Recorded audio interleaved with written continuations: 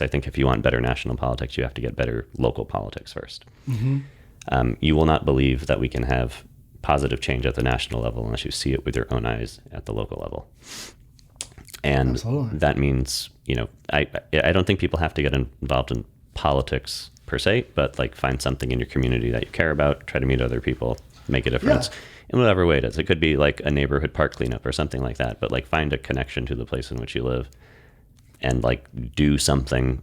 Well, that's why because of you, I think that was one of the tipping points for me to really push to join the board of Austin Shakespeare. Yeah, right. So you love the arts. I love the arts. I love theater, and I want to see more of it. Yeah. So I want to help with the building of and making it bigger. Yeah, I think and education has a connection to both. So yeah, I mean, this stuff doesn't happen automatically. Like all of the stuff that we enjoy, someone has to do it. Somebody has to do it, basically. And so somebody has to step up. If you enjoy, it's like if you enjoy this thing, support it in some way. Sometimes, I get it. You're busy with a job, raising kids, whatever. Sometimes your support can only be financial, but sometimes it could be patronage. You just always support your values. Showing up, right?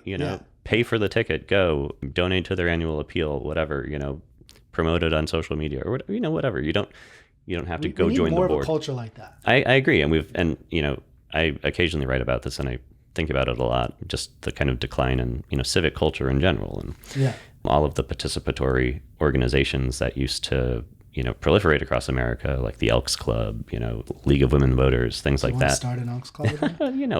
Not necessarily, but these things were. No, I agree. I'm agreeing with you. I'm just being a little. Yeah, but these were places where like people came together outside of work and met people across different, socioeconomic lines, different small careers. Business alliances. Yeah, but there were ways for people to get involved, and those organizations always, they'd march in the 4th of July parade, but then they'd, it'd be the Kiwanis clubs, annual fundraiser for some cause. My dad was a part of all that stuff. Yeah. I think that was way more a part of life.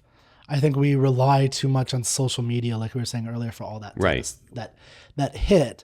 And we forget that social media is just a tool. It's not life itself. Yeah, it's not a replacement for life. Exactly. So I like social media. I think it's a great thing. But yeah, we have to like start being adults, right? Our millennials that start getting into the world and encourage other people to do the same. IRL, in real life, that's, and everything, that I'm interested in, what I write about, the advocacy work that I do, it's trying to make cities places that people want to be in real life in again, Well, And I think it already is like that a little bit. It you is. just need to actually do it, but it could be better. When you create places that people want to be in, people go there, like up in Mueller, like Mueller's downtown. Like it's always busy, just go to Mueller downtown and read a book and meet someone. But Austin downtown, at night people come out. I was in New York City for 9 days and people were everywhere. People like cities, people want to be there. It wasn't just tourists, Yeah, no, there's a whole vibrancy to Austin as it is now. This is why I'm bullish on Austin, is I think it's a great place where you can build what you want if you're intentional. But if you're just sitting at home in your room, it's not going to happen. So I hope, part of the message here is like what you have done and what you've inspired me to do in terms of getting involved is build the values you want, build the community you want. Yeah.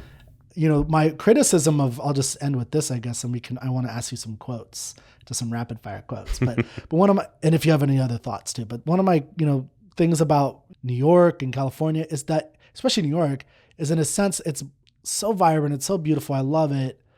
But there is a sense of like, it's really difficult, even if it were more free, to build stuff there because it's so popular. Yeah. It's so like all the stuff is already done. It's almost like going to visit, an old European Gothic, this is really interesting.